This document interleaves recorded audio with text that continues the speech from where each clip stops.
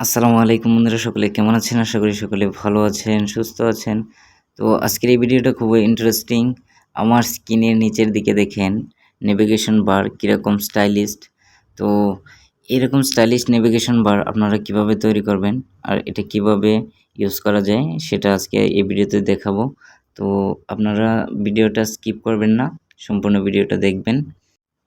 তো colouring navigation bar use করার জন্য আমাদেরকে প্রথমে প্লে স্টোরে চলে যেতে হবে। প্লে স্টোরে গিয়ে একটা অ্যাপস ডাউনলোড করতে হবে। তো আমি প্লে স্টোরে চলে গেলাম। তারপর এখানে সার্চ বারে লিখতে হবে নেভিগেশন বার। তো নেভিগেশন বার লিখে সার্চ দেব। তারপর প্রথম যে অ্যাপসটা আসবে সেটা আমরা ইনস্টল করে নেব।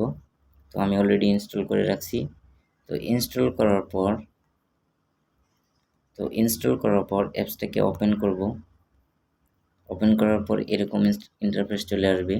তো এখান দেখেন এগ্রি আছে, এগ্রিতে প্রেস করবেন। তারপর গো টু সেটিংস নামের একটা অপশন আছে, এখানে প্রেস করবেন। এখানে প্রেস করার পর এখানে নেভিগেশন বার এটাকে অন করে দেবেন। অন করে দেওয়ার পর এখানে অ্যালাউ যাচ্ছে, এখানে অ্যালাউয়ে প্রেস করবেন।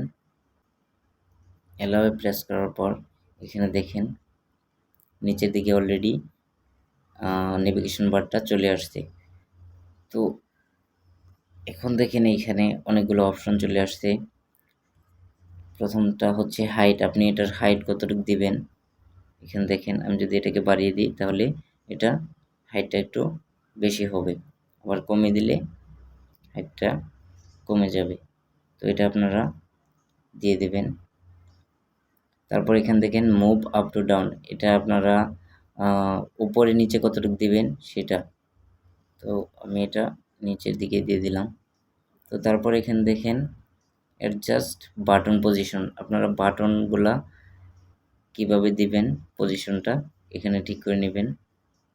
তো দেখেন আমি এটাকে একটু ছোট করে নিলাম। তারপর এখানে দেখেন ব্যাকগ্রাউন্ড কালার নামের একটা অপশন আছে, এটাকে প্রেস করবেন। তারপর এখানে আপনারা যে কালার আপনাদের ভালো লাগে সেটা আপনারা দিয়ে দিবেন। তো আমি একটা কালার এখানে দিয়ে দিলাম। তারপর দেখেন অলরেডি আমার কালারটা চেঞ্জ হয়ে গেছে। এখানে আপনারা বাটনের কালারও আপনারা দিতে পারবেন। তো বাটনের কালারটা আমি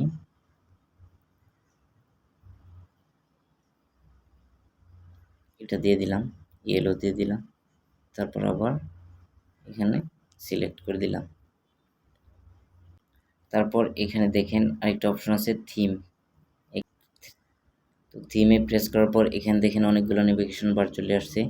তো আপনারা এখানে যেটা ইউজ করবেন এখানে প্রথমে আনলক করে নেবেন। আনলক করার জন্য আনলকে প্রেস করতে হবে, তারপর এগুলা আনলক হয়ে যাবে। তো এখন আপনি এখান থেকে যেটা ভালো লাগে সেটাই আপনি ইউজ করতে পারবেন। এখানে অনেকগুলা দেওয়া আছে, তো যেটা আপনার ভালো লাগে সেটা আপনি এখানে সিলেক্ট করে দিবেন। তো আমি এখানে একটা সিলেক্ট করে দিচ্ছি। তো আমি এটাকে সিলেক্ট করলাম।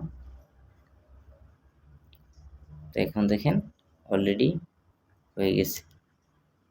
তো এখন দেখেন আমার নেভিগেশন বারটা কালারিং হয়ে গেছে, আমি যেভাবে দিছি সেভাবে হয়ে গেছে। তো বন্ধুরা আজকে এ পর্যন্তই। তো ভিডিওটা যদি ভালো লেগে থাকে তাহলে অবশ্যই একটি লাইক, কমেন্ট, শেয়ার করবেন আর আমার চ্যানেলটিকে সাবস্ক্রাইব করবেন। ধন্যবাদ সবাইকে এতক্ষণ ভিডিওটা দেখার জন্য। দেখা হচ্ছে পরবর্তী কোনো এক ভিডিওতে। আল্লাহ হাফেজ।